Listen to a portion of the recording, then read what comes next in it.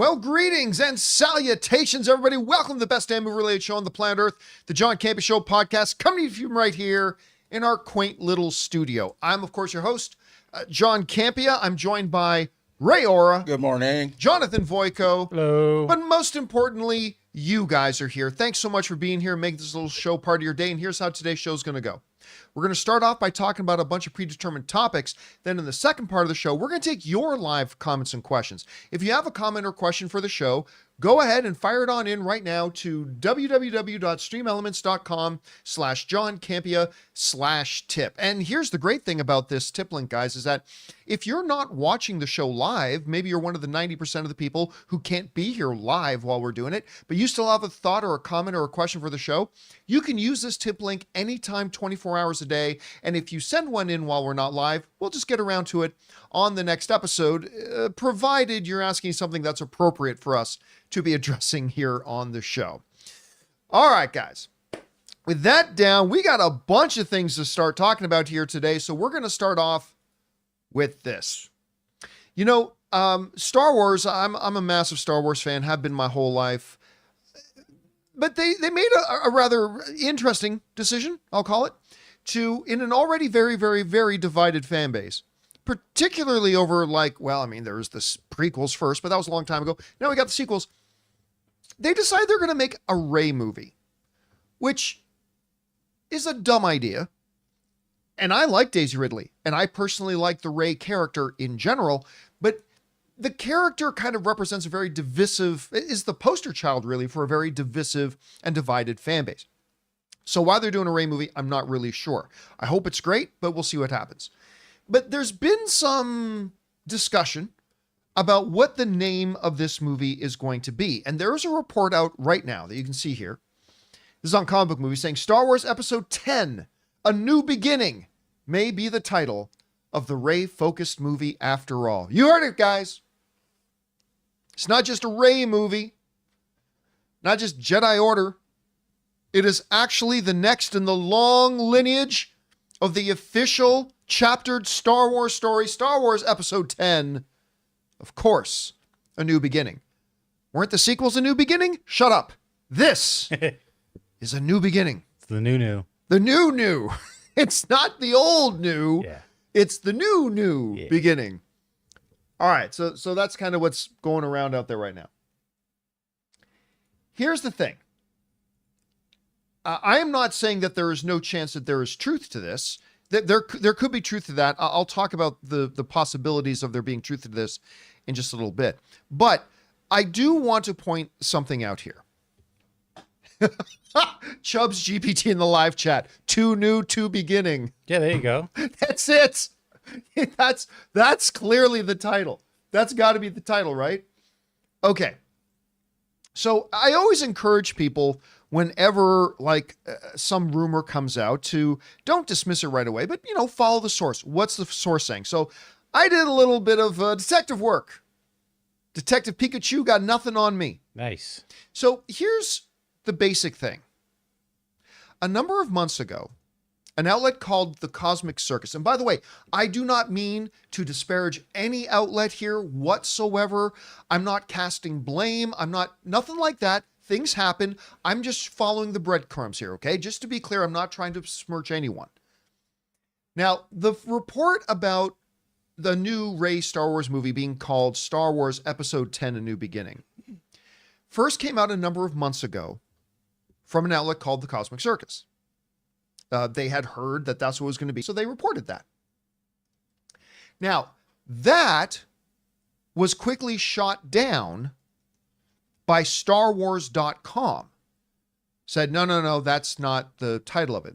So that was a while ago. But here we are today, comicbookmovie.com reporting that, hey, there's new reports coming out. Okay, so here's what happened. The editor-in-chief of the Cosmic Circus, individual by the name of Lizzie Hill, put this out. It's come to my attention that both Production List and Diz Insider, two separate outlets, are now reporting that the Rey Star Wars film being titled Star Wars Episode 10, A New Beginning, which is what we reported in February. At the time, we made note of the denials, but we left our report up, so we still believe that we had. Okay, so Cosmic Circus, which originally, I want you to follow me here, that originally posted the story months ago that the new Star Wars movie is going to be called Star Wars Episode 10, A New Hope. Got shot down, kind of quiet for a while, but now Cosmic Circus EIC is getting on Twitter and saying, hey, there are now 2 other places, pull this up again, 2 other places confirming this, the production list and the Diz Insider.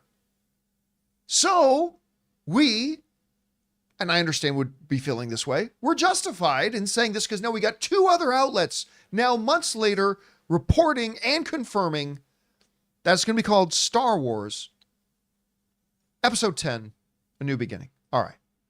Let me jump over to the classroom for a second here. This is what I like to refer to as a rumor self-affirmation circle.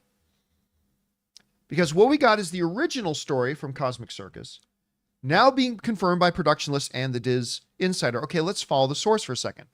As we jump over to Diz Insider. The Diz Insider, one of the 2 places apparently confirming this rumor, said this. Lucasfilm is in development of a new Star Wars movie with Daisy Ridley returns to Rey Skywalker. Now it's an exciting new update. According to production list. Catch those 4 very important words, guys. According to production list. Remember that name? That's one of the 2 places that the Cosmic Circus is saying is confirming their thing. Diz Insider is not confirming the report. Diz Insider is not reporting that that's what's happening. Diz Insider is simply referring back to production list. It's a reporting centipede. It's a reporting centipede, term. likened unto what we just saw in The Boys season 4 debut. If you know, you know. But so really, the Diz Insider is not reporting it, and they're not confirming it. Diz Insider is just simply saying they heard from one of the sources, production list. Okay, so we've now got these 2 sources here, Diz Insider and production list, and we can take off Diz Insider because they're just quoting production list. Okay, so production list is confirming the report that is called Star Wars Episode 10 New Beginning. So let's go over to production list. Production list wrote this. The anticipation of Star Wars Episode 10 A New Beginning is palpable among fans and industry professionals alike. As the latest installment of the iconic saga, the film promises to usher in a new era, continuing the story of the Skywalker lineage, although she's not in the Skywalker lineage anyway, while charting fresh territory. Recent reports confirm that the official title for the new Star Wars film is Star Wars Episode 10 A New Beginning. Recent reports From Diz Insider. Production list is not saying that the new title is Star Wars Episode 10 A New Beginning. They're not saying we at production list have discovered and confirmed that the new... No. They're just saying recent reports. Recent reports. Gus has been busy. Gus's gas station movie reviews not fart on the job. But they're saying recent reports have confirmed. Okay. Well, where are they getting this report? Well, I searched around. Cosmic Circus. Woo! Wow, it's like a circle jerk, and we're So all... here's what we go following the thing. Okay, so Cosmic Circus. And by the way, these things have a tendency to spin and take on a life of their own. I am not blaming any of the parties involved here, okay? I'm not trying to smirch anyone, not trying to speak negatively of anyone. These things can't kind of take on a life of their own. So I'm just showing kind of the thing we got to take. So Cosmic Circus, ultimately an old report leads to Production Weekly, which led... So Cosmic Circus said it once. Production Weekly sees that report. I guess they're just way out of the loop at this point, and they're a little behind the schedule here, but then they confirm, or they don't confirm, they also say, because they read it on Cosmic Circus, then the Diz Insider saw it on Production Weekly, so then they say it, and then Cosmic Circus again, sees Production Weekly and Diz Insider saying it, so they're repeating it again. It's a self-affirmation circle. Cosmic Circus says it. Production Weekly much later picks up on it and says, we read that report. Diz Insider is saying, hey guys, this is the name of the movie because we just saw it in Production Weekly. And then Cosmic Circus, the originator of the rumor, comes out and says, guys, these guys just confirmed it. When really it all came back from them in the first place. That's an echo chamber. It is a cyclical Yep. echo chamber. And then now you got all these people saying it. Now an outlet like a good outlet, comicbook.com, sees it and says, well, hey guys, this is what's going around. Look, and you'd be shocked how often this rumor self-affirmation circle actually happens. It's actually a feedback loop is what it is. It is absolutely a feedback loop. That's the best way of putting it, Jonathan. It's a feedback loop. A rumor gets started. People talk about the rumor. Others talk about the rumor. Others talk about the rumor that they've read on the same place. And then suddenly people think, well, 8 different outlets are reporting this. No, one place is, a few others picked up on it. And because they picked up on it, it looks like the original source is being confirmed. But it's not. There's still only one place saying that the name of this movie is going to be Star Wars Episode 10, A New Beginning. And that's the Cosmic Circus. And by the way, who's to say they're not right? This self-affirmation circle does not prove that it's not possible that that could be the title. I want to be very clear about that. Mm-hmm. But what is even more true is that this self-affirmation cycle does not become a reliable thing to believe that the next movie is going to be called Star Wars Episode 10. Again, it's possible it could be. There is a possibility that the original report that Cosmic Circus put out might end up being true. We won't know for a while, maybe a long time, but we'll find out eventually, and that's all fine. But this whole feedback loop of A said it, B heard it and said it, C heard B say it and said it, A heard B and C repeat it and use that as and believe that they're not trying to trick anybody, but they believe that that's confirmation they just said. It is a self-affirming circle of rumors. It is a feedback loop. And I would say this, that while we should not completely reject the notion that it may end up that the original report could end up being true, there is nothing to this new breakout, or outbreak, I should say, of reports, because they're all just echoing the same original report. There's nothing new being brought to the table. Production Weekly had said, through our agents, we have found out and we've talked to the people at Lucasfilm and we found this out. Okay, that becomes a piece of confirmation. Had the Diz Insider also said, we have also spoken to several people inside Disney and they have confirmed the original report. That would be another piece of confirmation. But this is just an echo loop. So I would say, don't discount it, but don't buy into it. So that's what I would say about these rumors going around about the new title of the new Rey movie, Star Wars Episode 10, A New Beginning, a new beginning, too new, too beginning, too bad, about that. Anyway, guys, question is for you. What do you think about this? Can you think of similar situations where this, feedback loop, this echo loop, has gone about and started making a story go out of control? I don't know. Again, I don't blame any of the people involved. These things take on a life of themselves. Whatever you guys think, jump down to the comment section below and let us know your thoughts. All right, guys. With that down, let's move on to this, shall we? This weekend was really about Inside Out 2. And we're going to discuss that in a little bit.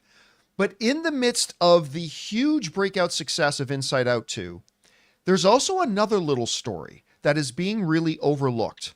And that is the phenomenal second weekend of Bad Boys. Now listen, I want to remind everybody that in a second weekend, the general thing that you're looking for here is a drop between 50 and 60%. That's a normal second weekend drop. If you're dropping anything more than 60%, then you're a little bit concerned, unless your opening weekend was like 150, 200, 300 million dollars, in which case that means almost everybody already saw it. You can expect a bigger second week drop off. But generally speaking, if you see more than a 60% drop, you're concerned. Anything less than a 50% drop, you're pretty damn excited. Check this out. The weekend chart just came out, and we'll cover the inside out stuff in a bit. Bad Boys Ride or Die took in $33 million on its second weekend, representing only a 41.6% drop. It's pretty incredible. It's rare to see on something as big as that. From a first week to second week, a 41% drop is rare. Yeah. It's not unprecedented. Of Sure, course it happens, sure. but it's rare. That means Bad Boys Ride or Die has now taken in $214 million in 10 days at the theater. After a ridiculously successful opening weekend of $56 million. Only second in the franchise to the last one. And of course, a lot of people suspected it might be a lot less. They thought the after effects of the Will Smith slap, although that was now years ago, a lot of people wondered if the people would come back. They came back. And it turns out they've continued to come back. I think this tells us two things. One is a point we've already made, which is, for the most part, it kind of looks like the audience has gotten over the slap, which I'm happy about. The slap was stupid. There should be consequences. There were consequences. And now with consequences having been paid, it's time to let the guy move on. And move on he did. And he moved on to a $56 million opening weekend and now $214 million in just 10 days for a relatively small-ish kind of cop buddy movie, which is now doing very well. The second thing is that the word of mouth is going around. You only get to a point where you're only taking a 41% drop if two things are happening. Number one, people are going back for a second viewing. And number two, word of mouth gets out that, hey, you should really come see this. This is really quite good. Now, listen, I didn't love the first act of Bad Boys Ride or Die. I mean, I said it on a review, right? I actually didn't like the first act. I thought, oh no, this movie's going to be terrible. The first act, this is awful. And then it just really picked up from there. The second and third act were bonkers fun, and I ended up really enjoying this movie, having a good time with it. And when people leave a theater having had a really good time, they are, number one, more likely to come back, and number two, more likely to tell other people they should go see it too. And again, for the 41% drop, a 33, which, by the way, Ray, correct me if I'm wrong, but at a $33 million second weekend, I believe that Bad Boys' second weekend might have been bigger than Furiosa's first weekend. Let me check that. Because, I mean, maybe Furiosa got in the 40s. For some reason, I got it itching in my head that it actually might have made in the mid-20s. But what was the opening for Furiosa? For 26 Furiosa? was open. 26. 26. So Bad Boys Ride or Die made more money in its second weekend than Furiosa made in its first weekend, which is, if you told people that about a year ago, would have seemed inconceivable. Again, it might actually make sense that this happened, but good for them, man. Good for them. You know what? This is where, being a Will Smith fan, we want to see him making news like this. You know what I mean? Like, yes, this is the news that yeah, we getting prefer. in the news cycle for the right reasons. Yeah, and you know what? It's a good movie. I really liked it. Did you see it, Jonathan? No, I haven't seen it yet. No. Oh, okay. Now, he was busy going to Dodger games Right. this weekend. But anyway, good for Bad Boys. Excellent for the box office. What's even more impressive is that it had that tiny drop off and made $33 million when a frickin' juggernaut was coming through the box office, eating up all the box office dollars. But we're going to talk about that in just a little bit. Good weekend for theaters. Guys, question is for you. What do you think about this? Bad Boys Ride or Die didn't just have a great opening weekend. It had a spectacular second weekend. What does that say to you? Did you see the film? Did you enjoy it? Whatever you guys think, jump down to the comment section below and let us know your thoughts. All right, guys. With that down, let's move on to this, shall we? For many years now, the biggest star in the world, you could argue, is Dwayne "The Rock" Johnson. Franchise Viagra, right? The Fast and the Furious movies were doing okay. Yeah. until Dwayne The Rock Johnson got into them. And all of a sudden, it's not a coincidence that once he stepped foot on the grounds, the box offices started to shoot up like crazy. He has done movies, even some not so good ones, that never would have made nearly the amount of money that they did make, however high or however low, had he not been in them. Now, that star has dimmed a little bit in recent years, particularly with Black Adam not having success, reports about going around about his behavior, showing up late, disrespecting other people's time, all that kind of stuff. It's kind of taken a little bit of the shine off. Well, somebody who is still very interested in being in the Dwayne The Rock Johnson game is Disney. And Dwayne Johnson and his company, $7 Productions, have just signed a huge deal with Disney. This is the report coming to us from Variety. They write the following. The Rock is moving to the Magic Kingdom. $7 Productions, the film and TV content label founded by Dwayne Johnson and Danny Garcia, and by the way, Dwayne Johnson's ex-wife and still business partner, has signed a first-look deal with the Walt Disney Company to develop films for theatrical and streaming, Variety has learned exclusively. The projects will be possible vehicles for Johnson to star in, and interestingly, the deal is not strictly limited to filmed content. While details weren't immediately disclosed, Variety has learned that multi-year agreement will also give $7 a chance to collaborate across all Disney divisions. That means, what's that stupid ride at Disneyland that he did a movie on? What do you mean Cruise. stupid? Jungle Cruise. Jungle Cruise. I hate the Jungle Cruise ride. I think it's just terrible. All right, well, quickly moving on. The way they updated the Pirates of the Caribbean thing Yeah. at Disneyland to include Johnny Depp and all that kind, and Captain Jack, because that was popular. I fully expect that you're going to start taking Jungle Cruise and seeing Dwayne Johnson, marionettes or animatronics or whatever it is, dancing around, raising the people's eyebrow, dropping the people's elbow, doing whatever he wants to do. I expect that. But here's kind of the interesting thing.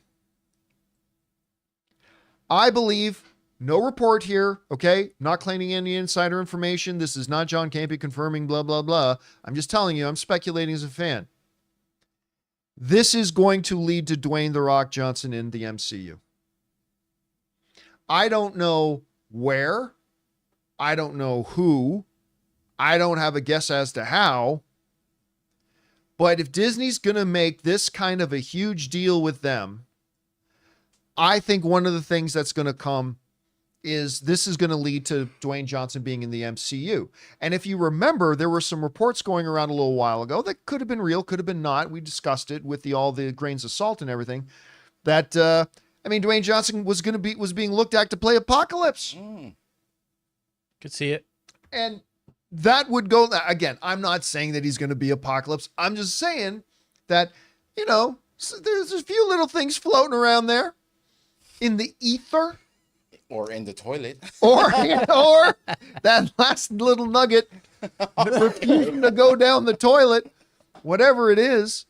So, really, primarily this is about $7 Productions, right? So, $7 Productions will continue to come up with ideas, and then Disney will have right of first refusal them to make those movies with them. But it also means that they could have vehicles for Dwayne Johnson that $7 then gets involved in as a production company, and one of those could be, obviously, Disney's biggest property, Disney's biggest franchise, Disney's most important IP, at least now, Marvel, the MCU. So look, is this any sort of a confirmation that Dwayne The Rock Johnson is going to be, in Avengers Secret Wars? No, but I do believe this move and signing a deal between the two companies is just one step closer to the inevitable thing of Dwayne Johnson, not as Black Adam,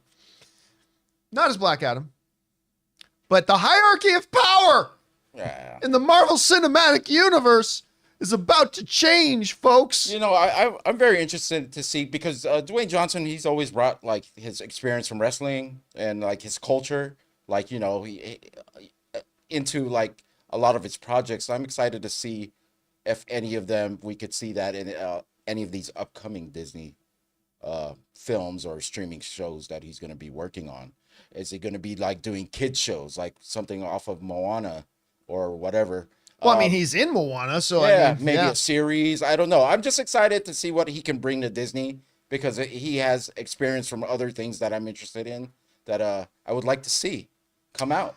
Now, by the way, Death Bats in the live chat is saying $7 is kind of a crappy name. It's actually a great name when you understand the meaning behind it, because $7, as the story, Dwayne told the story at CinemaCon many years ago, $7 was what he had in his pocket when he showed up to town. He literally had $7 to his name. And so when he started his production company many years later, he thought it would be appropriate to title the company $7 Productions. So it's actually like a really good name. I mean, so think what you will about the production company, think what you will about Dwayne "The Rock" Johnson. It's actually a very, very good name. I do like the name of it a lot. You know, and somebody in the live chat, I lost who said it, but said it best. Well, you know, Dwayne Johnson's bald. Yeah. Automatically now we know who he's going to be. Yeah. It's going to be Professor Charles Xavier. Yeah. Or Doctor Doom, maybe. He's going to say, Cyclops, what do you think we should do about Magneto? And Cyclops will say, and then he'll go, it doesn't matter what you think. And that's the whole movie right there. Just So going they around brought him doing in to ruin everything. That's the plan.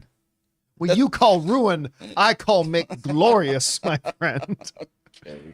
So yeah, I don't know. It's interesting. First of all, just okay, take MCU out of it. It's a really interesting deal for Disney to get into business here with $7. This is going to be a big boost for $7 Productions, 100%. But again, as fans, we can't help but speculate what this could also lead to. So do you think that, because we did do the story on Dwayne actually talking with, was he talking, having meetings with Marvel when we did that story? Do you remember? I don't think he's ever confirmed that he's talked with Marvel. Okay, so I could maybe be wrong about that, but I don't maybe think they he has. were. This was in the works, and not, you know, like people seeing him. It could talking at be. Disney. Could be. By the way, I want to throw one thing out too. Another thing out too. And it's going to sound like we're joking, but consider this. Our minds quickly go to MCU. Disney owns another very valuable IP. Could we see Dwayne "The Rock" Johnson as Darth Rock? Could we see Dwayne Johnson showing up? Ray likes the idea. Popping up. Oh, do you smell what the Rock's cooking? Yes, smell what the Sith is cooking. You know what? I mean, maybe he pops up in a Star Wars film. I don't understand. What? He could be the most monstrous Sith ever. I'm just saying, Sith don't like strudel. Sith likes pie. Yes. I mean, They're just gonna give him a fake beard and have him levitate. They'll blow it. and just sit and levitate, not say Palpatine. anything. He'll be Pumpatine, pumping iron, baby. Come on, get out of here. So I like again, I am not saying Dwayne Johnson's going to be in Star Wars. I'm not even saying Dwayne Johnson's going to be in the MCU. I'm just saying with this collaborative deal and him already doing stuff on the animation fronts with Moana, they're doubling down on that by him voicing Moana 2 and doing the live action Moana. The production deal now with $7 Production, they are clearly working more and more together. I'm just saying, if we're ever going to get Dwayne Johnson in the MCU and Star Wars, we are one step closer to both of those. It sounds like me and you are very positive on this deal. Like what could come out of it? I am absolutely positive on the deal. How I would feel about it if the deal led to him being in Marvel or being in Star Wars would really completely depend on in what capacity, in what role, all that kind of stuff. So, but just doing a deal with Disney, I think is great for them. Because you know there's another side to this. There's probably people that, why? You know, the pushback because of the Black I know, Adam. but that's stupid. Yeah. I Like, know. why push back on projects you don't even know that exist Right, yet, right? exactly. Now, if you don't like the idea of Dwayne Johnson being in the MCU, I kind of get that. But even then I would say, well, since we don't know he's going to be in the MCU, and even if he does, we don't know what role it would be or who it would be or what it would be. Why don't we just wait until we get some actual announcements? But I think for $7 Production and Disney, it's probably a good deal overall, but we'll just see what comes of it. Either way, it sounds like Disney has their bottles all lined up. So Yeah, they definitely do. All right, guys, with that down, we still got to talk about a number of things here. House of the Dragon returned yesterday, is back. Blade, the lawyer for Mahershala Ali, had some things to say about Blade, and Inside Out 2 just had the most incredible nuclear explosion time at the box office this weekend.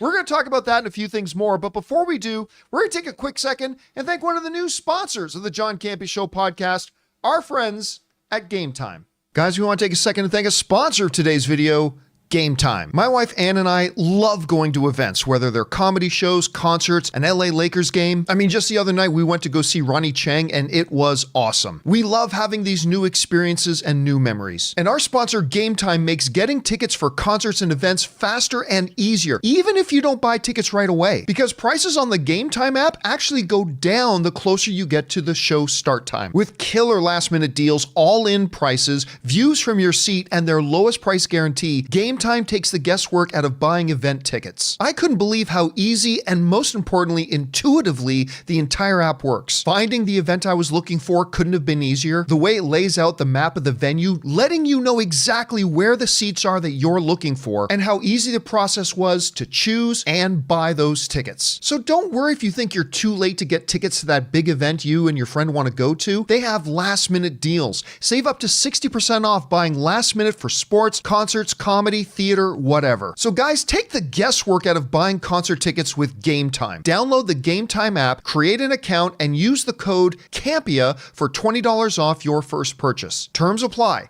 Again, create an account and redeem code Campea, C-A-M-P-E-A, for $20 off. Download Gametime today. Last minute tickets, lowest price, guaranteed.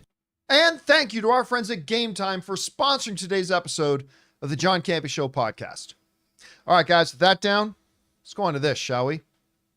House of the Dragon has now returned. Last night, the long-awaited debut of the second season aired, and I have thoughts, and I won't bury the lead. It's freaking awesome. It's awesome. I absolutely loved it. I thought, the characters were as great as ever. The scheming is as great as ever. The scope, I'm going to talk about that specifically in a second, is as great as ever. It's just fabulous. I absolutely loved it. Now, I want to talk about a couple things in particular. And I'm not one of those guys that I like to talk nicely about one thing by disparaging another thing, but I do think the comparison here is appropriate. One of my big criticisms of a lot of Star Wars television is scope, or lack thereof. That the scope always feels so small. The universe continues in Star Wars to feel smaller and smaller and smaller. Nothing feels grand or galactic in nature. Everything just feels very small. And I only bring that up not to bash on Star Wars TV, but to, by contrast and comparison, you come back into Westeros, and I don't know how they do it, but everything feels big. Everything feels like it truly does have global implications. Everything feels like we are talking about rallying nations.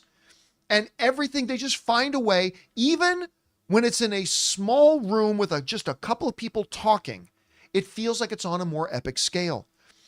And they did not miss a beat going from season 1 into season 2. They did such a great job of that you felt the scale and the scope. Even everything from like a conversation standing on the wall, talking about the Night's Watch and the importance of it. And just without going too heavy into it, just giving a little bit of a wink and a nod to something that we know is very important in the world of Game of Thrones.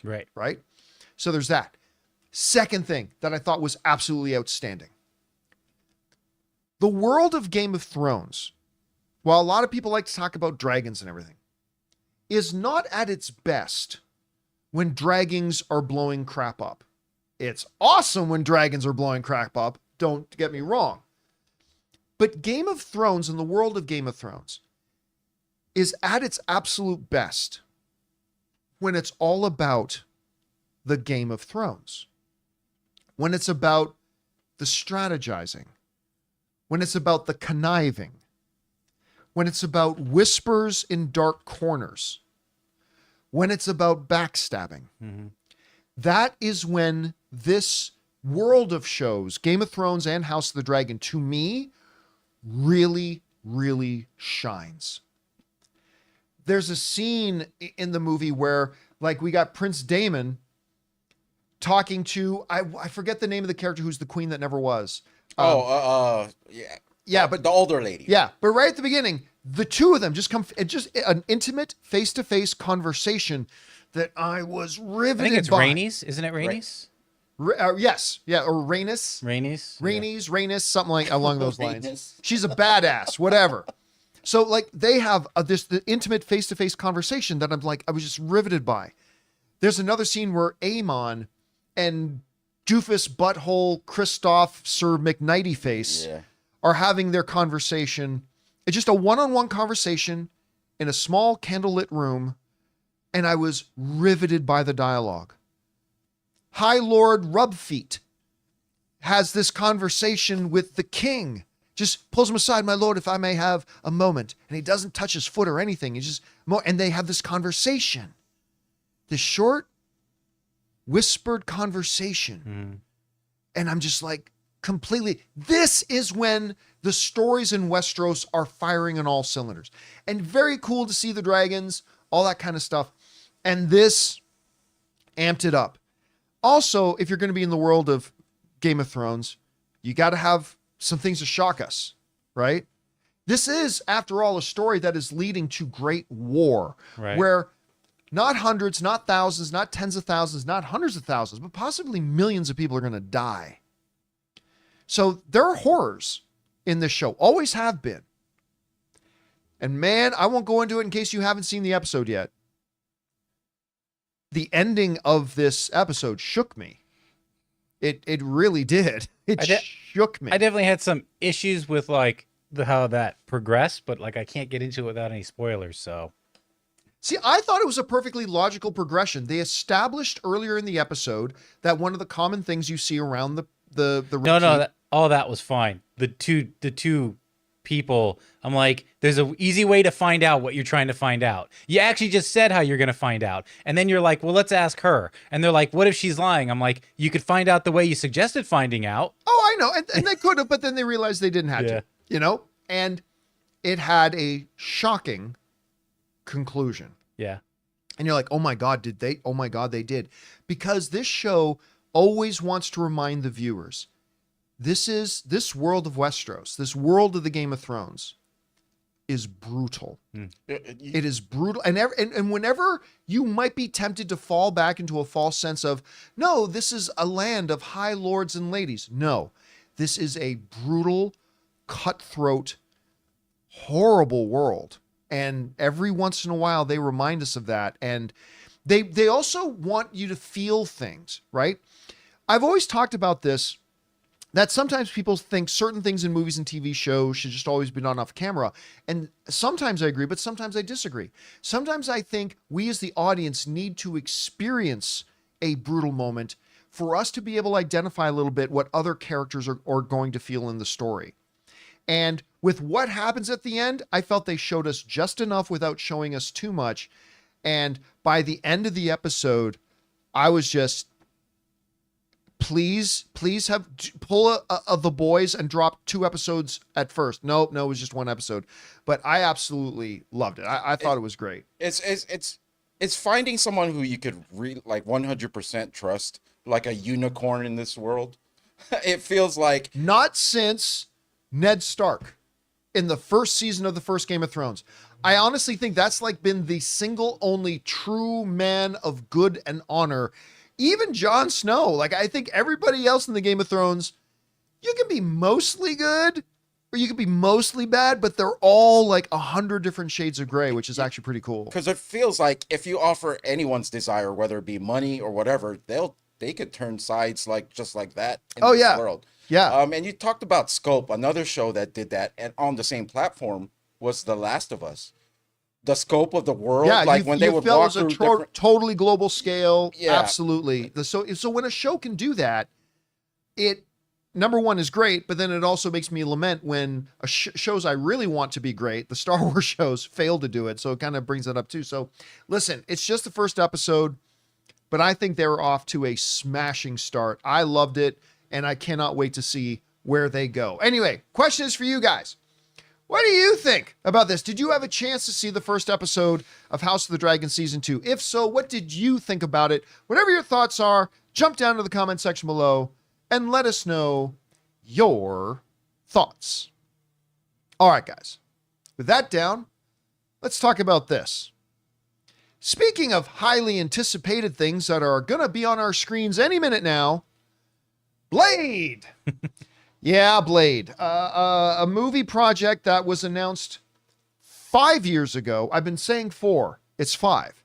A movie that was announced 5 years ago has been through 5 writers, now brought on and lost 2 different directors, is currently without a director, and a 2-time Academy Award winner who's sitting around on his couch somewhere just waiting to find out. Well, actually, he's on set of Jurassic World 4 right now. Yeah, he's a little busy. Yeah, he's doing that, but just still trying to find out. Well, with all the commentary we've been giving the Blade drama, Mahershala Ali's lawyer decided to chime in on it as well. His name's Weiser. This comes to us from Joe Blow, wrote the following.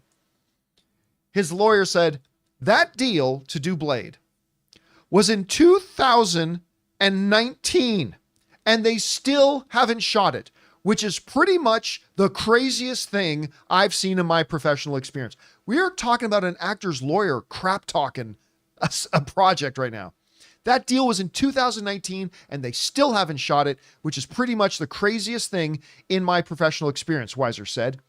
If you'd like a little perspective, and this is mind-boggling, think about this, guys. If you'd like a little perspective, Blade was first announced at San Diego Comic-Con in 2019, 5 years ago, a same place that was other things were announced, including Doctor Strange in the Multiverse of Madness, Shang-Chi and the Legend of the Ten Rings, Hawkeye, Thor Love and Thunder, The Marvels, Guardians of the Galaxy Volume 3, and Black Panther Wakanda Forever. What all those things have in common? They've already been in theaters and on Disney Plus. All those other projects that they talked about there have gone into production, finished production, gone to theaters, and some have already popped up on home video. And Blade has still not shot. As of right now, they don't have a completed script, and as of right now, they don't have a director. You know what? At the end of his career, because we already know he's going to have a great career. He's already won 2 times. Oh, yeah, he's already had a great career. I need a book from him. Mahershala? Yeah, Mahershala. Either someone writes it for it or he writes it himself. That tells me everything that happened in this period of Blade. All the projects he was offered and all the ones he turned down.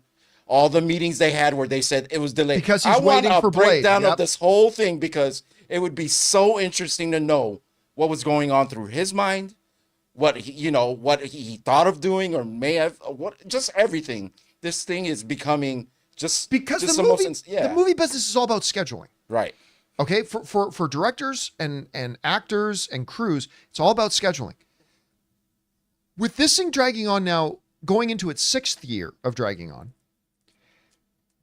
they thought, okay, I'm going to be shooting this in 2021 in these 4 months when they announced in 2019, right? Yeah. So all the offers, all the things that came across his desk, hey, this movie's happening. No, can't. I'm going to be shooting Blade. But then that doesn't happen. Okay, now we're shooting it in early 2023. Great. Block it off. Other offers, other things that come in, got to turn down. No, I'm shooting this in 2023. And then it doesn't happen. Those are opportunities lost. Not that he couldn't do other things too at certain times, but, and then again, we're going to shoot in 2024. How many lost opportunities Mahershala Ali has passed on because he's been waiting for this damn Blade movie to get up and going is incredible. And for his own lawyer now to come out and say publicly, I'm sure this stuff like this gets said behind closed doors all the time, but to publicly say, this is the craziest crap I've seen. We made this deal 5 years ago. And they're not holding off on like some 24-year-old young actor. They're holding off on an award-winning older actor where it kind of feels like a slap in the face now that they haven't really. Well, I mean, I'm sure I wouldn't say it's a slap in the face because nobody's intentionally doing this, right? Right. But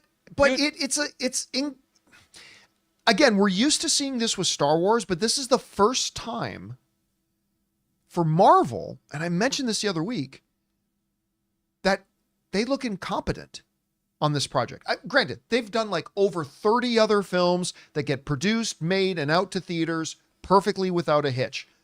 But this one is an embarrassment. This is a black eye to them. I wonder if the lawyer's laying down a foundation for an exit. You know what? I don't think you're wrong. I was going to go there with that. I think you might be right. And he's making it public. Shut your mouth. Oh. Look, with all the changes we've heard recently, maybe it's a good sign that Marvel finally is making this their top priority. I hope so. There's the Jordan Peele whispers, yeah, like maybe, but we have said that before. We have said good news. I remember in 2023, good news, new writer. Okay, we know there'd been drama, but now they got a new writer. We have done stories of good news for Blade. They've got a new director on board. They may have lost their director, but they got a new director on board. We have had several stories on this show over the past 4 years of good news for Blade fans. And here we are we're getting to the midpoint now, 2024. No script, no director, no clue. And it's becoming a joke. When they cast Mahershala Ali, who is one of the world's great actors right now, there were questions about, Mahershala is awesome, but is he a little bit old to start a new franchise? Like to start from scratch, to start a brand new franchise. Is he a little bit old? Maybe not, whatever. It's 5 years later. At the earliest, if everything goes right and every domino falls in the way it's supposed to go, we're not getting a Blade movie until 2026. And that's if everything goes perfectly smooth from here until when it comes out. Earliest is 2026. It ain't going to make its 2025 release date. That's gone. You can forget about that. So when it gets to the point that even the lawyer is coming out and saying this, it's pretty crazy. It's pretty crazy. So, it's just, again, it's that one thing for them that is not only an embarrassment for them, but it's getting worse. And what's worse too is that they've been stringing on the fans. Again, not intentionally. They wanted this thing to get made, but it is what it is. Anyway, guys, question is for you. What do you think about this? Every other project they talked about at that event has not only gone into production, not only been put out in theaters or on a Disney Plus, but then finished its theatrical run, been on Disney Plus for years. It's to the point now that even Mahershala Ali's lawyer is coming out and crap talking it, which, as Jonathan pointed out, might be a precursor for them starting to build a foundation to get Mahershala Ali out of the deal. Whatever you think is happening, guys, jump down to the comment section below and let us know your thoughts. All right, guys, that down. Let's talk about this. Pixar is back. Now, they've never really gone anywhere. Bob Chapek dumped them on Disney Plus for a while there, but even then they put out some really good movies. Then Elemental came out, which not a lot of people went to go see it first. Had a very weak opening weekend, but word of mouth about just how good. And by the way, if you guys still have not seen Elemental, see it. It's a wonderful movie. It ended out legging out $500 million. Even though it had a really weak start, people just kept going back and word of mouth spread, made over $500 million. And that has all paved the way for Inside Out 2. Box office pundits got really excited a few weeks ago when they said, oh my God, Inside Out 2 is projected for $80 to $85 million box office opening. And we are like, that's amazing. That could be the biggest box office opening of the year so far. How great would it be in what has been a slow 2024 at the box office? How great would it be if Inside Out 2 can indeed make that 80 to 85 million? Wouldn't that be great? Oh my God, that would be fantastic. Unbelievable if they can do it. Let's see if they can actually pull that off. Well, then its opening night set the record for the year for the biggest opening night of the year. And then some people started saying, wait a minute. Not only can this movie maybe make 80 to $85 million opening weekend, it could make 90 to 100 million. Not going to make that. Yeah. No yeah. Let's possible. I say this is possible. It could. Maybe it could. Some people say, what if, no, I think it'd make 150 million. I said, let's not get ridiculous.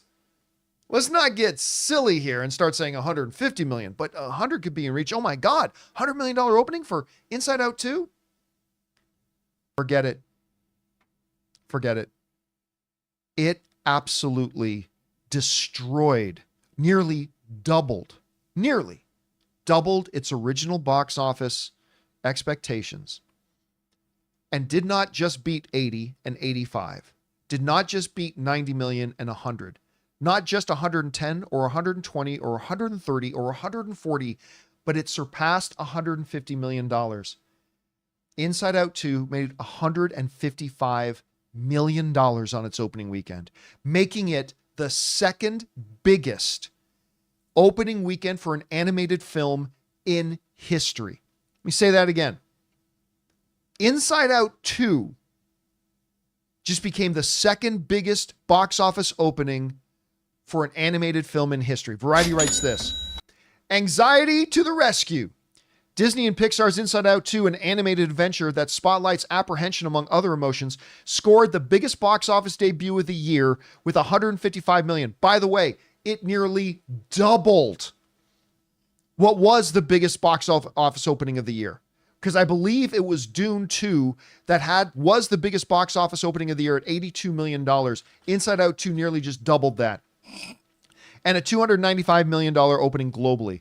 It is a huge win for theaters. Ticket sales have been lagging way behind since 2023, or lagging behind 2023. And Pixar, which has struggled to restore its box office touch since COVID, those results far exceeded expectations and notched several opening weekend records in the process. So let's go down and take a look at some of the things here. Domestically, it is the biggest opening of the year, overtaking Dune Part 2 at $82.5 million. And Godzilla X Kong, The New Empire, again, nearly doubling what Godzilla X Kong and Dune Part 2 did. Only release of 2024 so far, and the first since last July's Barbie of $162 million opening to launch above $100 million. Second largest animated debut of all time, only behind 2018's Incredibles 2 that opened to $182 million and of course went on to go well over $1 billion at the box office. It is the second biggest start in Pixar history, ahead of 2016's Finding Dory and Toy Story 4, only behind the aforementioned Incredibles 2, and is the fourth best opening of all time for a PG movie, only after Lion King, Incredibles 2, and 2017's Beauty and the Beast, which in reality means it really is the third biggest opening of an animated film, because as everybody seems to forget, The Lion King is an animated movie. It is not live action, contrary to popular belief. On the international stage, it is the biggest international opening weekend in history at current exchange rates and second biggest in actual exchange rates, surpassing Disney's 2019 adventure Frozen 2 at $135 million. Second biggest debut ever in Latin America, behind only Disney's Marvel's epic Avengers Endgame. Second biggest debut ever in Latin America, only behind Endgame. Best start of all time in smaller markets, including Colombia, Turkey, Paraguay, and among the top 5 in Mexico, Argentina, Chile, Uruguay, Greece, and Peru, and is IMAX's fourth biggest animated opening, excluding China, with 3.5 million. Guys, there is no brush in your pocket that you can paint anything negative about this. This movie just destroyed. Absolutely destroyed. And Ray, look this up. What did the original Inside Out do? I think the original Inside Out made in the 800 million range. Yeah, let me check it out. But if you can find out what the opening I got weekend, it right here. What was the opening weekend of Inside Out 1? Opening, 90. 90. Was 90. And it was 858. And it was total. made $858 million. So this is probably tracking then over $1 billion if you go by that math. It could. Now, it doesn't automatically mean it'll make $1 billion, but this movie joining the $1 billion club is now firmly a possibility. You know, without being like a specialist, me and you go to a lot of these openings, and then I always look for visual clues of whether I think a movie is going to be good, either just by the audience size. We'll look around and be like, oh, that's a packed theater. It might have a good weekend, or the concession stands are long, whatever. When we went to Inside Out 2, I saw two things that were like strange to me. One thing is when the movie ended, they had all the workers come in cleaning up right away, even while people were still sitting in there. Oh yeah, because you never see that. They were happen. packing the number of screens. Yeah. The other thing is when we walked outside, you guys remember the ticket booth where you actually buy tickets from a real person? Ghost town now, that right? was warming out that day. It was warmed out that day. When's the last time that. you saw a line in front of a physical ticket booth? Yeah, that's and crazy. when we walked that day out, there was. Yeah, and I saw it all warmed out. I was like, oh wow, what's going on? That could be our new signs of a movie doing good things. People have to have physical box office. Yeah, because like they actually had 2 people working in the front. I was like, that's the most I've ever seen. There's only one person, and they're always twiddling their hair or on their phone, just waiting. Oh, it's the best gig. If you can get that gig at AMC, that's the best one. Oh yeah, it's the best show. You get Nobody caught up on bothers your you. reading. You don't have to do anything. So look, this denotes a couple of big things. To quote the great scribe, reports of Pixar's demise have been greatly exaggerated. Yeah. I don't know why there were people thinking, oh, Pixar's done. And okay, yeah. Number 2, we have been saying since mid to late 2023 that yes, the first half of 2024 was going to be a struggle at the box office. The labor strikes pushed all these productions off. A whole bunch of big projects got moved out. The first half was going to be a struggle, and it was. But we said we're going to have to really see what 2024 is going to be like once we get to the midpoint. Once movies like Inside Out, Deadpool and Wolverine, Despicable Me, Moana 2, once all these movies start to come out, that's really going to tell us where we're really at as far as box office goes in business. Do you actually think with these results and probably further on, Inside Out 3 is a possibility now? It's funny because we talked the other day about how the people at Pixar said, we're not going to do Inside Out 3. This is the end of the road. I think those conversations have to happen now. They just launched the second biggest animated for Pixar at any rate, second biggest opening ever in their history. Since Barbie. Like even since Barbie. Up to Barbie, yeah. Barbie's not Disney, but I mean for Pixar. But the biggest opening in the world since Barbie. Yeah. I mean, it's something, it's going to be like the Joker situation. They only ever planned to make one, but then they had the success necessitated them talking about another one. They never planned on doing a third Inside Out, but I think the success is going to have to make them start considering it. I also think, because we were just talking about, we rarely see the 40 percentile drop. I don't think we're going to see a 50-60% drop on this. I think word of mouth is very strong. I don't think the majority of people have yet to see this film. And I'm going to go on record as saying I think it's going to be in the I'm not saying it's 40%, could be 49, 48. Okay, maybe on a technicality I win, but it's going to be in that 40 percentile range. Okay, here's the one thing working against that prediction. Well, one of the things working for your prediction is there's nothing big opening. I think we got the Bike Riders. Is that opening next weekend? I got my ticket for it, but it ain't going to compete with this. But it ain't going to compete with that, so that's fine. But here's the thing working against it having less than a 50% drop. How many people already saw it? I think you're going to get a good amount of people going back. I think word of mouth is going to be strong. But I think, put it this way, even if it has an over 50% drop, okay? You're talking about a $70 million second weekend. Mm-hmm. You're talking about a second weekend that would be the third biggest opening weekend of the year we've had so far. Right, and only domestic. And you know That's what? just domestic, yeah. It didn't need 3 hours to do it, baby. It was only an hour and 40 minutes. That's 40. like perfect time for a movie. There's a lot of kids. Even my neighbor, when I actually went over there and I said I saw Inside Out too, he's like, "Is my kid old enough to get it?" I was like, "No, unfortunately," because he's only one, right? So he won't understand the concepts. But there's still people that are asking, "Should I go watch this with my kid?" The thing is that summer break hasn't even fully been realized yet for every district. So that's rolling out even as we speak up to like probably this weekend. So you're still getting a big wave of kids coming out during midweek and into the weekends. And I also love that this is just a happy mood movie when you leave.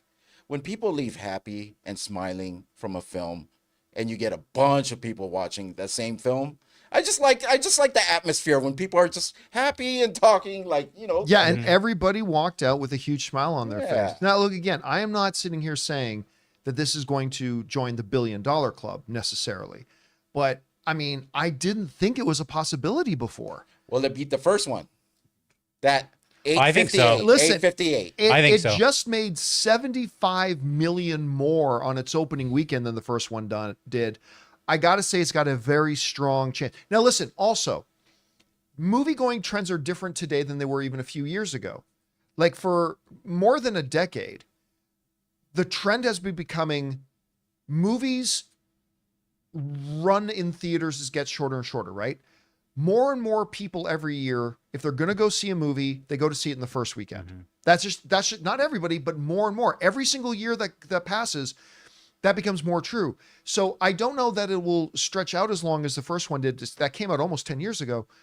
But I got to say, it's got a very good chance of surpassing the first one. And I think becoming $1 billion film is a possibility. I mean, people love this first one with the 858. Imagine those people having kids now Yeah, I mean, and bringing them and bringing that whole tribe or crew. Well, to the, yeah, but also people grew up with this thing now, so they're at an age where this is meaningful to them again. Yeah. Because what they're dealing with kind of parallels. and Maybe- most importantly, it's just so- a really good movie. yeah, it's a really good It's sport a movie. really good movie. I like this better than the first. A lot of people say it's not as good as the first. I personally thought it was better. Yeah, I still prefer the first, but I love this one. I think this one's great. Anyway, now the question becomes, what happens to Deadpool and Wolverine?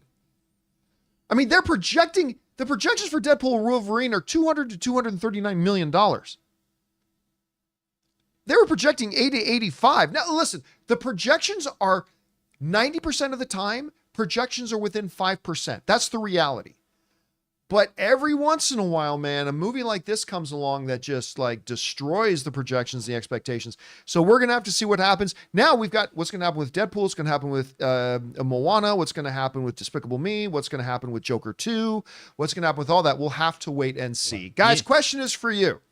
What do you think about this? Inside Out 2 just obliterated all projections and all expectations at the box office, becoming what they're saying is the second, but it was actually the third biggest opening weekend in animated film history, only behind the CGI remade Lion King and, of course, The Incredibles 2. What do you think about that? Could it join the $1 billion club? What does this tell you about the upcoming movies for the rest of the year? Whatever you guys think, jump down to the comment section below and let us know your thoughts. All right, guys, with that down, it's time for us to get on to the most important part of our show, which is taking your live comments and questions. But before we do, we're going to take a quick moment here and thank a sponsor of today's episode, our friends at Liquid IV. Guys, we want to thank the sponsor of today's video, Liquid IV. You know, it seems like summer's just designed to make us thirsty, whether it's camping, hiking, playing sports, and staying hydrated is the key to making the most of every moment. Because summer requires extraordinary hydration that's built for everyday dehydrating moments. Liquid IV hydrates me with benefits like electrolytes, essential vitamins, and clinically tested nutrients. With 3 times the electrolytes of the leading sports drink, plus 8 vitamins and nutrients in a single stick, it's clearly why Liquid IV is the #1 powdered hydration brand in America. It has 3 times the electrolytes of the leading sports drink. Just tear, pour, and live more. Just 1 stick plus 16 ounces of water hydrates better than water alone. With 8 vitamins and nutrients, non-GMO and free from gluten, dairy, and soy. There's no artificial colors or sweeteners, and it's got 4 delicious sugar-free flavors: white peach, green grape, raspberry melon, and lemon lime. So turn your ordinary water into extraordinary hydration with Liquid IV. Get 20% off your first order of Liquid IV when you go to liquidiv.com and use the code Campea at checkout. That's 20% off your first order when you shop Better Hydration today using promo code Campea at liquidiv.com. And thank you to our friends at Liquid IV for sponsoring today's episode of the John Campea Show podcast. Okay, guys, that down. Let's get on to the important stuff. Your comments and questions, shall we? Jonathan, what we got up first? Excuse me. Matan says, can they at least not make Blade the usual sterile PG-13 Marvel iconic quip fest that people are becoming sick of? It needs to be sincere if they want to do as good as some MFers are always trying to ice skate uphill. I think it would be R-rated, probably. I still don't know. Or I mean, close. One, like Yann Dimage, who is no longer the director, he did say they gave me the R, but I never thought that was actual confirmation that it was going to be R. It's certainly possible they could they could do it R. But here's the thing. People are not sick of this. People keep saying, they've been saying it forever, but they're not, right? People like the Marvel balance. Marvel has always done all their films with a balance. And the worst ones are the ones that lose that balance. Like, for instance, Thor: Love and Thunder, they lost that balance between kind of heavy and serious, jovial and fun, right? All their movies have that balance. Their best ones are the ones that balance that out perfectly.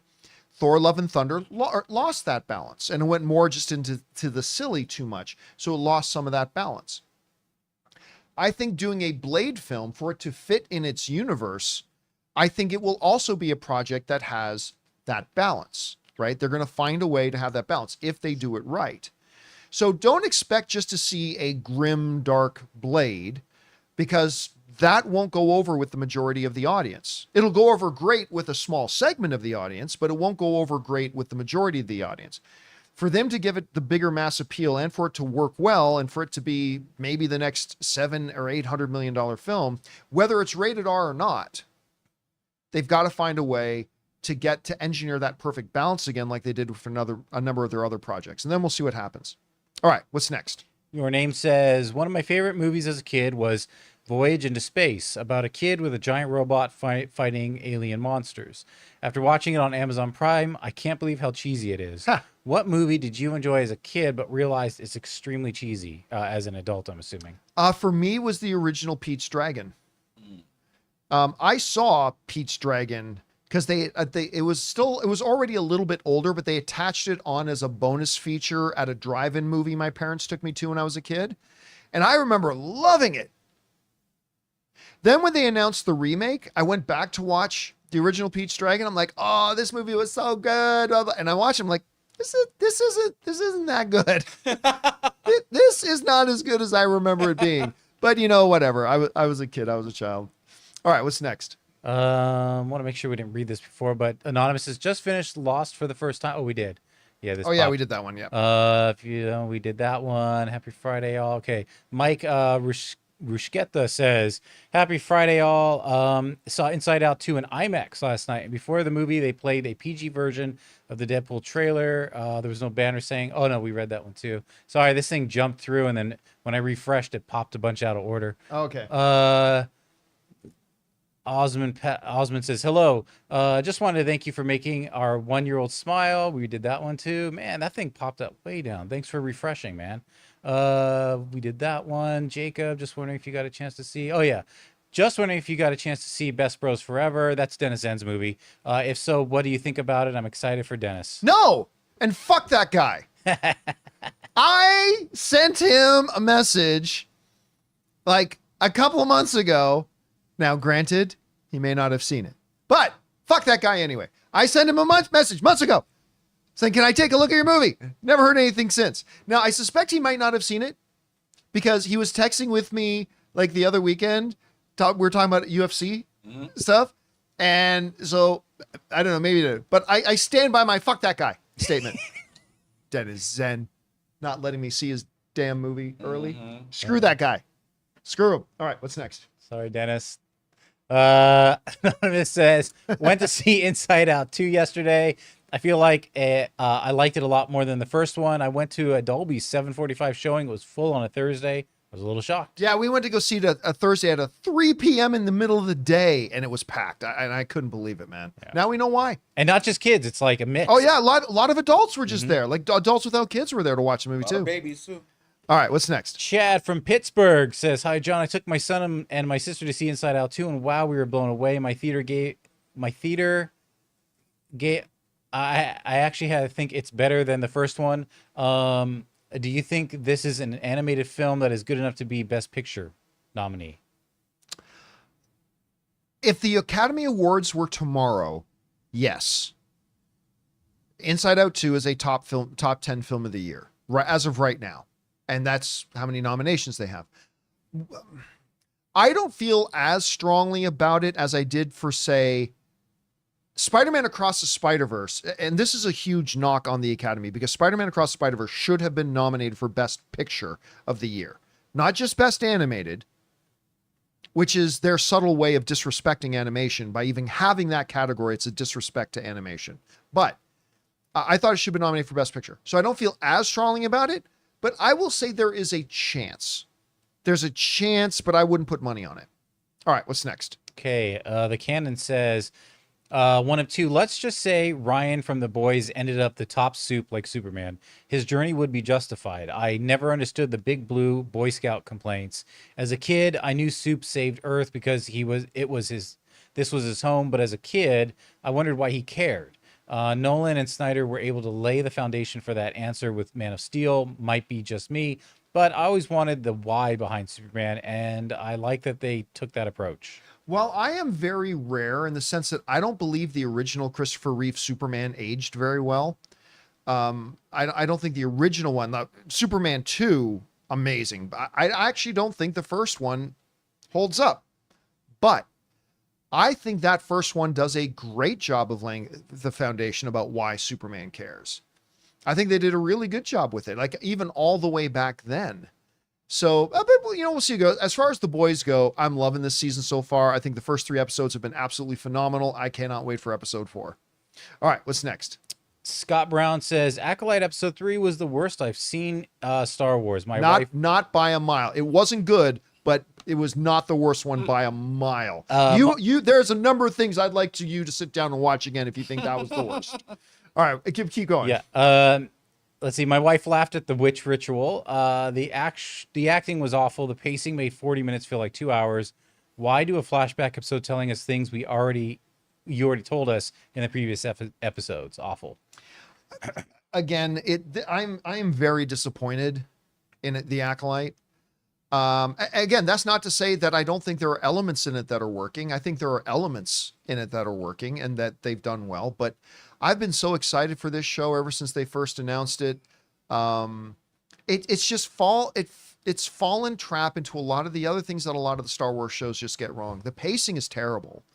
The episodic lengths don't work well. They're trying to make these as movies that get stretched out into TV series, and that has just not worked.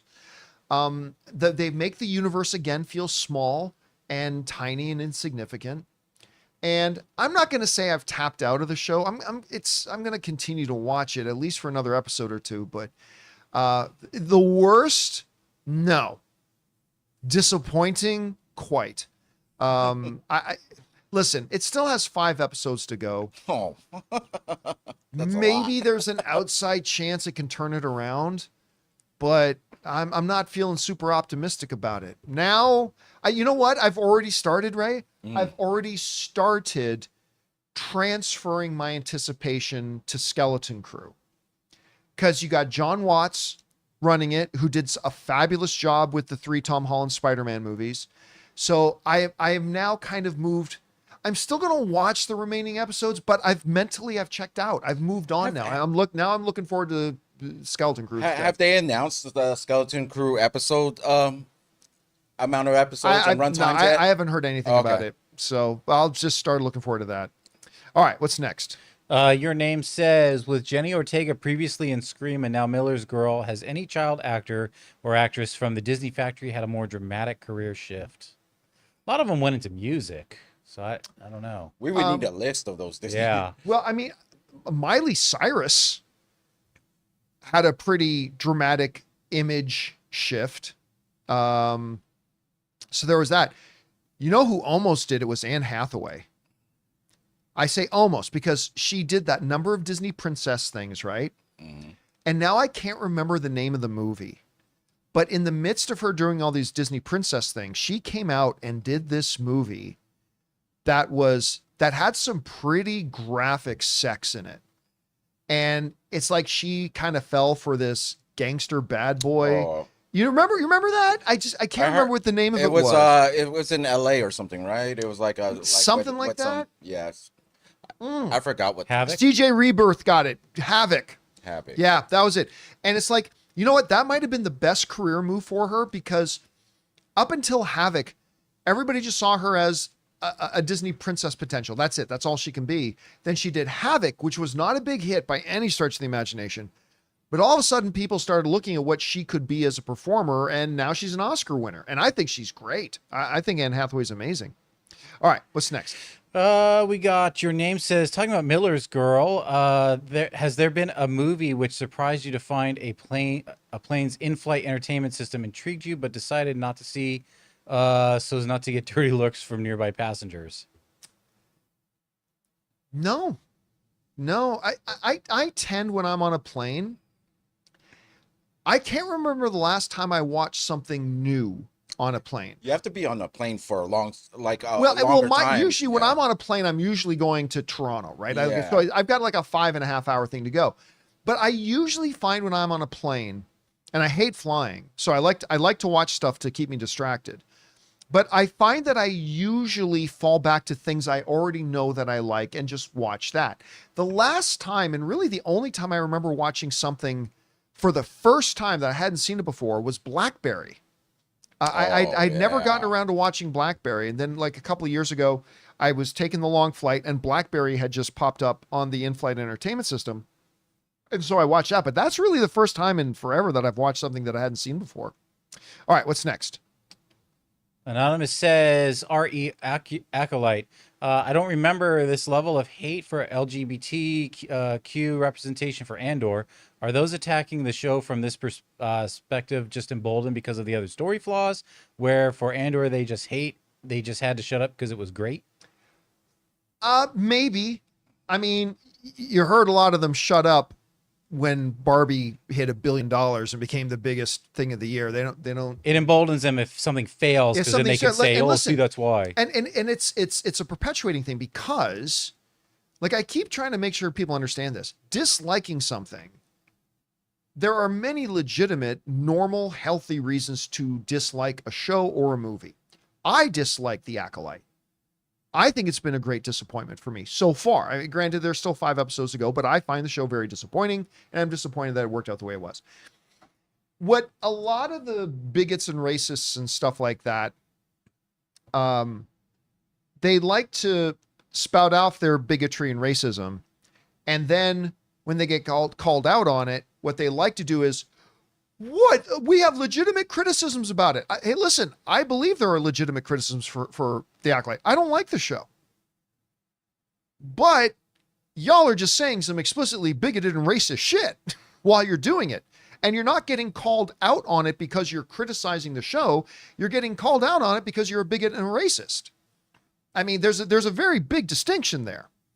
Because I don't like the show either. Oddly, like, I don't like it either. It's disappointing. It's not good. It's got a few things that are going for it, sure. But so do most terrible things. Yeah, when there are other failures, when there are other points of weakness, it does just embolden it. I mean, it's just a natural thing about it too. Anyway, what's next? John Locke says, "Hey John, I feel really depressed about the future of Star Wars. Instead of talking about the new trilogy, big productions, we're talking about another failed TV show that makes more harm to the world than benefits. Star Wars is in urgent need for another James Gunn."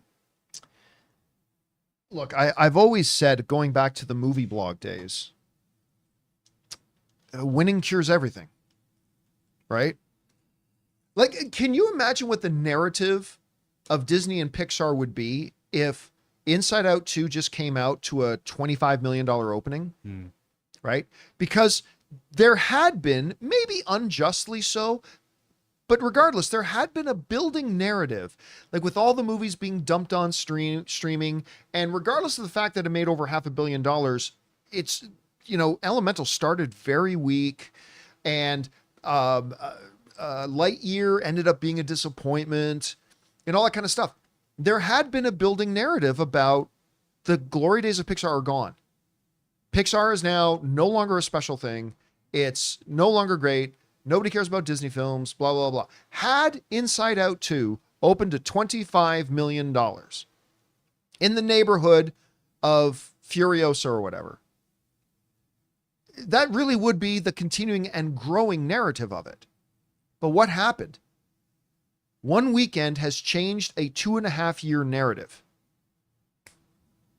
Just like that.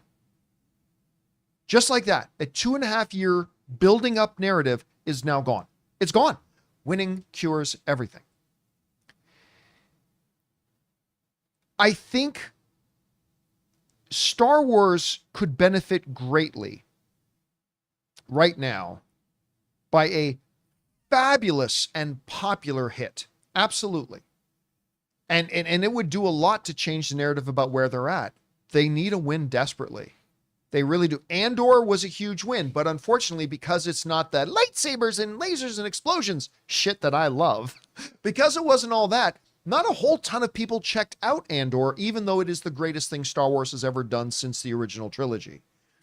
But so it was fabulous, Emmy nominated for Best Drama of the Year, but not the level of win that they need. They need a popular and fantastic thing, and they need one desperately. They really, really do.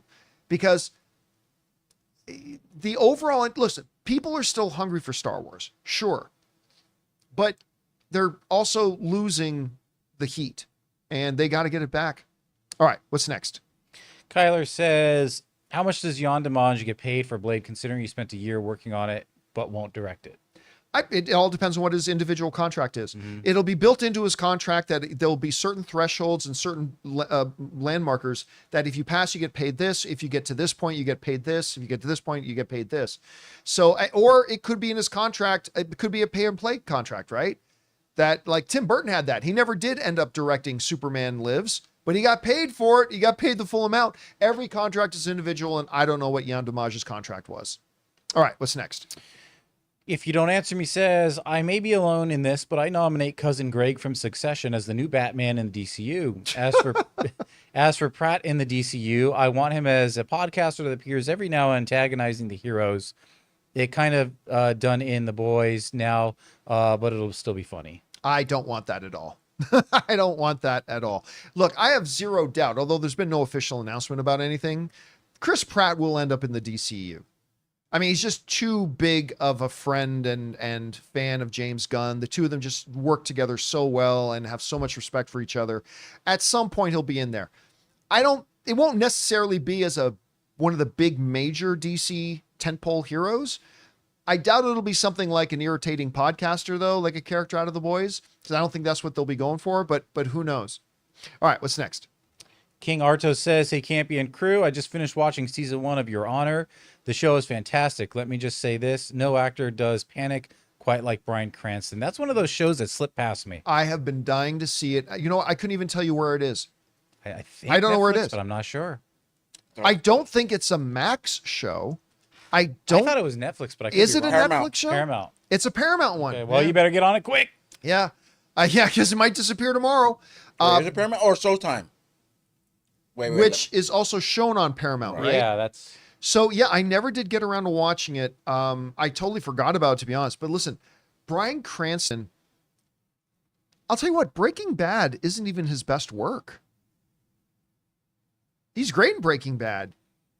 Everything Bryan Cranston is in, even when it's a terrible movie like Argyle, he kills it. He's a tremendous actor. So, yeah, I've been really looking forward to seeing this. All right, what's next? We got Ralph from State Farm. Good morrow, everyone. What an episode. Holy moly, we are so back. From the first shot to the last, I had goosebumps. That ending was just terrifying. Just by hearing the sound was haunting. The Dance of Dragons commences. I can't wait for the next episode. I don't know how they do it. I really don't. The scope and the scale and the intrigue and the subterfuge and everything about this thing is so good. I am so glad that it's back. Tremendous start. And now every week is just going to be a countdown to Sunday for me. The Boys is what? Thursdays? No, I think so. I think The Boys. So my weeks right now are counting down to Thursdays and counting down to Sundays. It was going to be counting down to Tuesdays, Thursdays, and Sundays. But what happened? Now it's just, I don't know what happened. Now it's just Thursdays and Sundays. All right, what's next? All right, we got Duck says, Buenas tardes. I think season 4 of The Boys is by far the weakest start of the season. A season of the show. I just don't care about Huey's mom, Starlight, and her followers, or I've always appreciated that they at least tried to be subtle in the last, but this is a two-parter. But themes are so in your face that it's honestly distracting to me. Also, am I dreaming, or did they just abandon the Frenchie and Kimiko love story? A lot of people have been saying that. It also feels really scattered to me, but only 3 episodes in, still not bad. Amber Heard joke was too funny. I completely disagree. I think it's been absolutely fantastic. The part I agree with you that I don't care about Huey's mom, at least not yet. They might have something in store for that, but I agree. I'm not down with that particular one story thread. I'm not into that. I already mentioned the thing that took me out of it with Frenchie a little bit. The Kimiko thing though was they'd never turned into a love story. And I'm perfectly okay with that. That's not my problem with the Frenchie thing. I've already discussed what my problem with the Frenchie thing is, or the thing that was a little off-putting to me, or a little jarring to me, I should say. There was that point. But I loved it when it was subtle. I love it when it's not. I was talking about this on open mic the other day. The Boys is now doing a little more directly what Borat did when Borat first came out. The brilliance of Borat wasn't that his wife's vagine was like a wizard's sleeve. The brilliance of Borat was that, especially the first time I watched it, it was simply Sacha Baron Cohen holding up a mirror, literally holding up a mirror to our society and our culture and saying, this is, take a look, this is you. And I find with The Boys has transitioned a little bit more from the subtlety of it to now just directly, Eric Kripke is literally now just holding up a mirror and saying, this is what's happening in our culture and our society. We're doing it through the veneer of a superhero spoof show, but he's literally now just holding up a mirror. And I think it's really effective. And I love it. Now, do I think it's the best opening in the seasons of The Boys that we've had so far? I wouldn't say it's the best one, but I think it's been absolutely fantastic. Really like it. All right, what's next? Ray Loves Trenchcoat says, I know what your worst movie is of all time, but I take those and raise you Carrot Top's masterpiece, Chairman of the Board. I do not believe that was a wide release movie. Was it? I don't What? know. Chairman of the Board? I remember it, but I definitely did not go see it. I don't think that was a Hollywood major studio produced wide release film. Was I it like- could, Yeah. I could be mistaken about that, but I don't think it was a wide release film. I could be wrong. This is going back a ways. Yeah. All right, what's next? Tomato Soup says, for Father's Day, I watched The Mitchells versus the Machines for the first time. So good. Not only is it hilarious and beautifully animated, but the father-daughter dynamic was relatable as an artist. Also, I petitioned for Olivia Colman to be the new voice of Siri. Oh, Olivia Colman can do anything. I love her. Yeah, that was Mitchell versus the Machines was a very pleasant surprise. It's one of those very, very rare instances of a good Netflix movie. Like it's not hyperbole. Only about 1 out of every 100 Netflix original movies actually end up being very good. I was very pleasantly surprised by what's the Glenn Powell one he just did? The Hitman? Yeah. Hitman was good. But Mitchell's versus the Machines was one that really, I didn't think it looked very good. I didn't like the trailers, but it's a charming, wonderful little movie, and I really enjoyed it. All right, what's next? Anonymous says, Sister Sage is going to end up being a huge problem.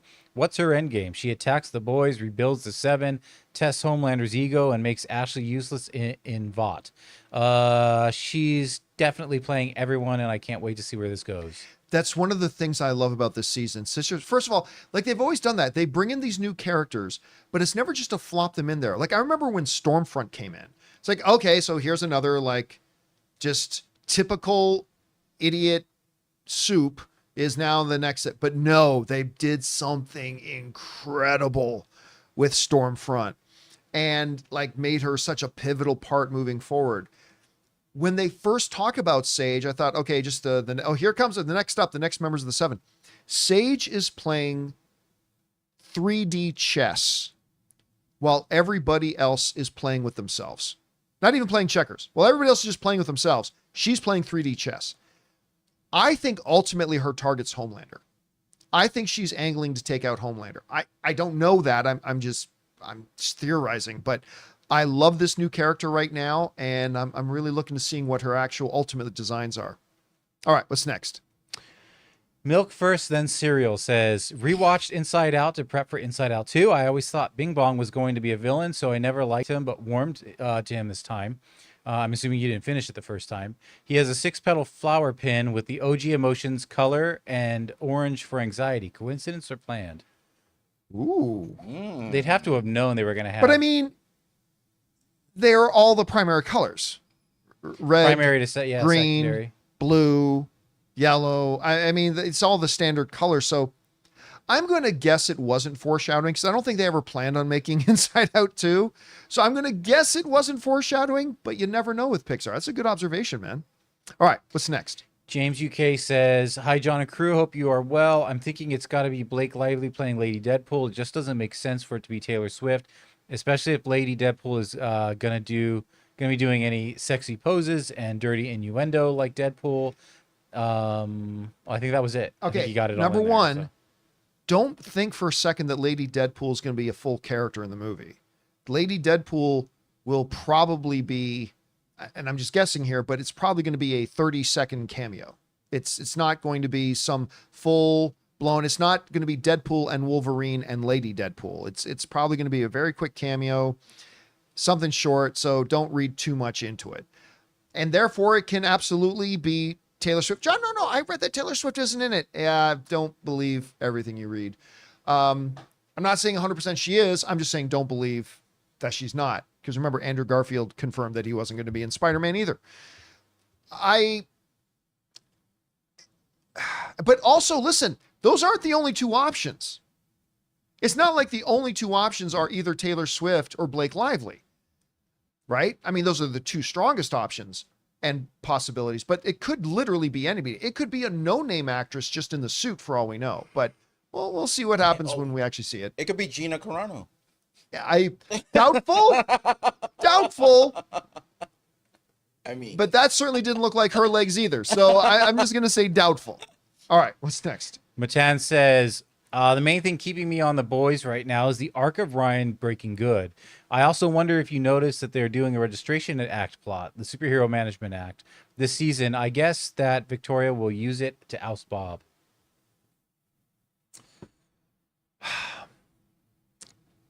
They lay so much groundwork to leave. I mean, they've been doing this since season one. They lay so much narrative groundwork that it just still leaves me guessing about which directions they're going to go. They could go that way. Soups are clearly becoming a problem, but also, and everybody is overlooking this, the virus from Gen V. They did not bring in Homelander and Butcher at the very end of Gen V for nothing. Butcher also references the virus in his conversation with Newman. That's not for no reason. I think the virus is going to become a very major, I don't know this, I'm guessing, but I'm guessing the virus is going to become a very major element of this season as we progress, and might even have something to do with Ryan. I don't know how, but it could tie in there too. Either way, I just cannot wait to see where this season goes. All right, what's next? Anonymous says, "Just got out of seeing Inside Out 2 when the end credits started rolling and people were getting up. I noticed in the row in front of me, a girl approximately 10 years old got up and hugged who I think was her father. Kind of heartwarming. Great movie."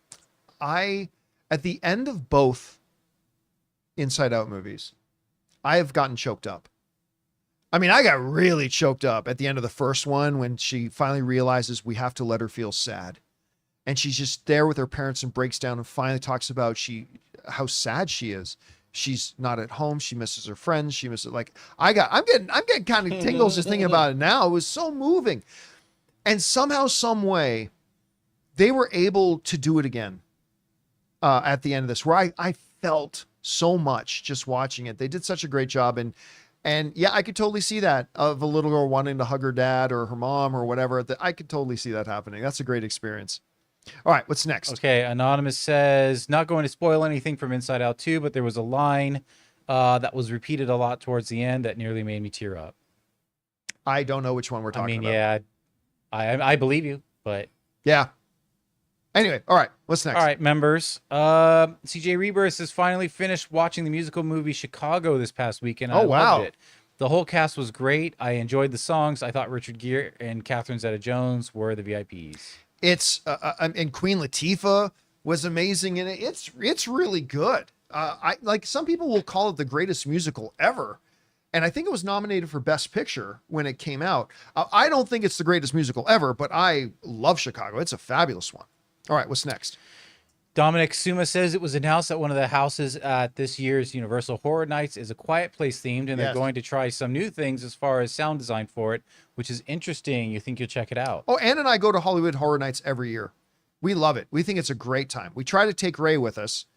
He's usually kind of apprehensive. We'll see if we can drag him out this year too. But I love that they're doing a Quiet Place. Love it. All right, what's next? King Daddy Goat says, "Hey everybody, hope you all had a great weekend. I ordered my tickets for Deadpool and Wolverine this morning, and man, the hype is so surreal. What's the odds we get another trailer? I'm content going in now as is. What's your thoughts? Bring on the filthy." The movie is still over a month away. We're definitely getting at least one more full trailer. There's no doubt we're getting, and I also don't doubt that at least half of that new trailer we're going to get will be footage we already seen. We've They're only seen, keeping like two. everything they've done in all the TV spots and everything. Usually about 1 or 2 seconds is something that's new. Otherwise, it's rehashed and re-edited and reorganized, same footage. They are trying so hard to keep everything about this movie under wraps. They talked about it a lot at CinemaCon. And so I don't expect a lot of new stuff in a new trailer, but I think 100% we'll get at least one more full trailer. And then 1,000 other mini TV spots and internet spots. All right, what's next? The man with the master plan says, also, House of the Dragon was awesome last night. When the Game of Thrones theme hit, I went nuts. You know what? I was thinking about that myself. Like, I totally forgot about the theme song, right? I started watching it, totally forgot about it. But there is something that happens when that music hits.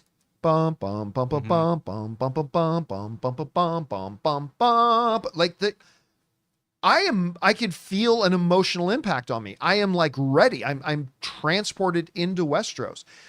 Everyone, it's kind of like the same feeling I used to have like when the Star Wars theme would hit. Bum, ba-da-bum. Like when that hits, like you're like it brings you in, right?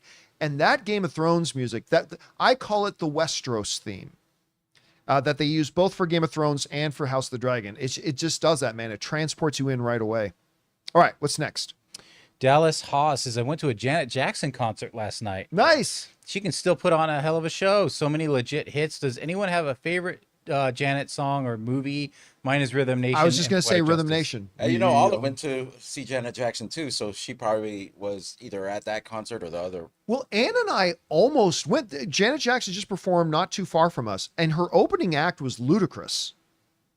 And we actually thought about going, and we might have even gone if we didn't get other plans to go out of town, but we actually thought about going to see it. I would honestly love to see Janet Jackson. I think that would be great. All right, what's next? Joe says, hey, John and crew, hope your Monday is going well. My question is, why haven't we seen anything else for the new Crow movie? And how was the first episode of House of the Dragon off the chain? Oh, wait. How was that first episode of House of the Dragon off the chain? It was. I mean, I think he means as off the chain as it was. Yeah. First episode, House of Dragon, spectacular. Absolutely loved it. When is the release date for The Crow? They've already dropped, they dropped the initial teaser, then they dropped a full trailer. And yeah, I would expect something else probably in at least like August 23. Oh, it's still not till August? Yeah. Yeah, give it a bit. We'll get at least one more full trailer, but I would give it a bit. It's still like almost 2 months away at this point. So yeah, so give it a beat. All right, what's next? Stavros says, since it's Civil War month, what team are you on in The Boys and House of the Dragon? Well, there's only one team, the Boys, and there's only one team, the Black. I mean, think about this. The ultimate conflict point in House of the Dragon right now between Black and the Green is that one is the legitimate heir to the throne and the other is a usurper. Team Black is the legitimate heir to the throne. King Viserys named his daughter as heir and never recanted it. So her. Daemon can be conniving, but I'm still on that team. All right, what's next? I'm Team Stark, whichever it is. Culture Healers. Hey, John and crew. After the week 2 box office of Bad Boys Ride or Die, how do you think that it will fare over time as far as meeting or beating its previous franchise films' box office records? Again, the behavior of the audience has shrunk. I don't see Bad Boys still making a bunch of money in week 4 and week 5. So I really don't know where it's going to fall in that. All I know is it had a great start and a fabulous second weekend. No, otherwise we're just gonna have to see, because we're in uncharted territory. Weeks, particularly 3, 4, 5, and 6, are so different today than they were even just 5 or 6 years ago or pre-pandemic. So it's hard to gauge right now. It really is. But it's a really fun movie. It's my second favorite of the Bad Boys franchise. All right, what's next? Jose wants to know, are you looking forward to the new Yorgos Lanthimos movie Kind of Kindness with Emma Stone? No. I'm intrigued, but it hasn't been getting good chatter. I think the trailer's terrible. It's awful. No, John, it's art. The trailer's just artistic. And, fuck that.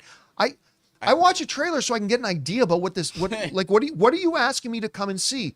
And I saw the first trailer. Now listen, they clearly did a masterful job together on Poor Things. Masterful job. Love that movie. Fantastic. But the marketing for Kind of Kindness is awful. It's absolutely awful. I'm just looking at, I have no idea what I'm looking at. I have no idea why. It's likened unto, I use this illustration sometimes, going into a Best Buy and then having a cover, like a package on a shelf with just a random shape and the word "we" on it and a handle, and going, "Oh, don't you want to buy that?" I'm like, why the hell would I want to buy? I have no idea what that is. Can you tell me what this is before I pull out my $20 to buy it? Nope. Don't want to tell you what it is. Don't want to spoil the surprise. Just buy it. No, screw that. I have no idea what I'm looking at. And that's how I feel about with Kind of Kindness trailer. It's like it does nothing to let me know at all, what is this movie? It's a terrible trailer. So no, I have zero as of right now, I have zero excitement of watching it. I don't even have plans to watch it. Because if you can't be bothered to tell me what this movie is, but you want me to invest $15 and 3 hours of my time, you want me to invest 3 hours of my time, you're going to fucking tell me what it is you want me to invest it in. So yeah, right. I have no interest in this movie right now. That could change with a new trailer, could totally change it. But as of right now, I don't even plan on watching this movie.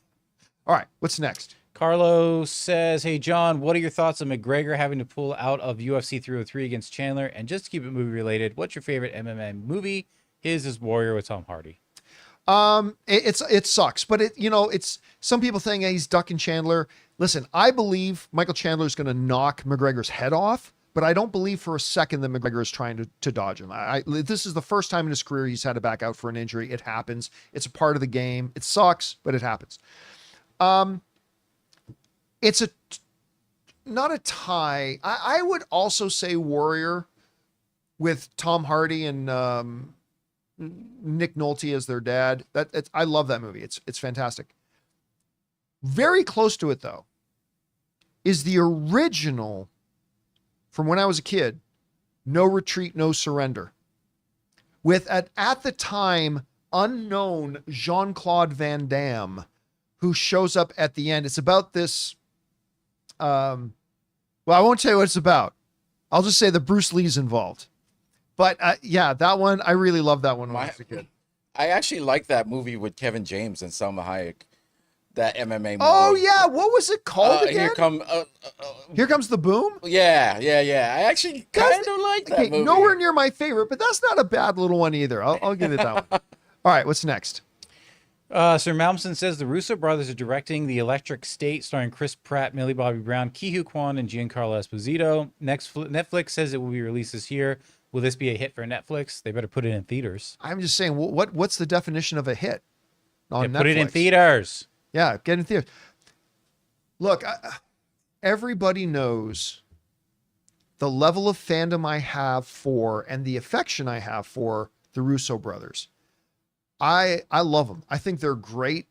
They have always been so generous with me. I mean, they've sent in video messages for my show. They have come into my studio on like no less than 3 different occasions, and they're always wonderful, wonderful, wonderful. But they have had a very iffy track record since leaving the MCU. A very spotty track record since leaving the MCU. And I feel weird saying this, but I'm at the point when I looked at all the stuff they've produced and made with their studio since their time in the MCU, I am at a point that I just hope the movie's good. That's it. I just hope it's a good movie because I think they've struggled since leaving the MCU. So I don't know. We'll have to see. All right, what's next? We got Red One says, well, that was quite a start for House of the Dragon. These characters and the drama are so intriguing, not to mention that Alicent also had quite the cunning and Yep. That was quite the way to reintroduce the character back into the world. But that is the visceral, hedonistic, and brutal world of Westeros. And the imagery they use, while sometimes gratuitous, is a part of creating the feeling of the world. And yep, Alicent taking advantage. When she's not having her feet rubbed, she's getting a... Well, we'll move on from that. Yeah. Last question of the day. What's the last one? Dr. Stinky. Inside Sorry. God, right. Inside Out 2 is a great film.